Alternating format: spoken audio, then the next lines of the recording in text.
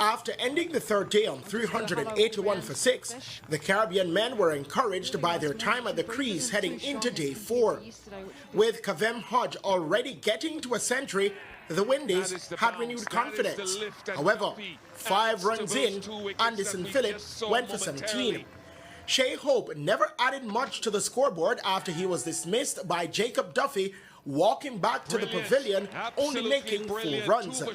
Jaden Seals was the next to go, making 15 and putting up some resistance. With veteran Kemar Roach out for a 2-ball duck, the Windies were bowled out for 420, still trailing by 155 runs. Hodge was left unbeaten on 123. Jamaica's Brandon King was the next best with 63, while compatriot John Campbell and Alec Athenaze made 45 each. Jacob Duffy was the chief wicket taker for the Kiwis, bagging 4 for 86. Ajaz Patel had 3 for 113, while Michael Ray claimed 2 for 89. Coming back out to the crease before the end of day 4, the question was how far the Kiwis would stretch the lead. Tom Latham and Devin Conway became the first openers in Test history to score centuries in both innings. The duo put up 192 runs for the opening wicket before Conway fell for 100.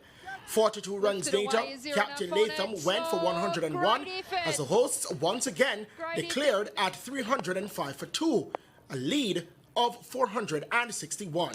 Hodge took both wickets to fall. Windies batting coach Floyd Briefer says patience will be the name of the game on the final day. It's about taking it session by session. We're going to try to break down the session into small parts in terms of, try to get through the first hour, we get to lunch, and then we reassess again. Reefer also believes the environment isn't a big factor as they focus on the task at hand. We don't take the pitch into our minds. We go out there, we play what we see. We're going to play every ball on its merit. Yes, it's a day 5 pitch. Obviously, day 5 pitch, there'll be wear and tear. But as you can see today, runs still score on the pitch.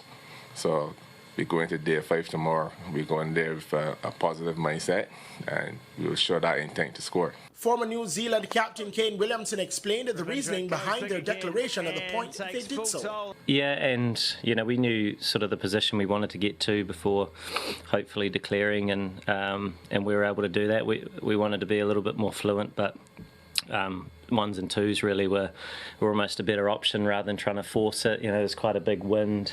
As we know, it's quite a big ground, so they were trying to use that, and they did it reasonably effectively. And then Rutchin came in and played beautifully, and we got to the position we liked. New Zealand lead the 3-match Test series 1-0. Christopher Scott, TVJ Sports.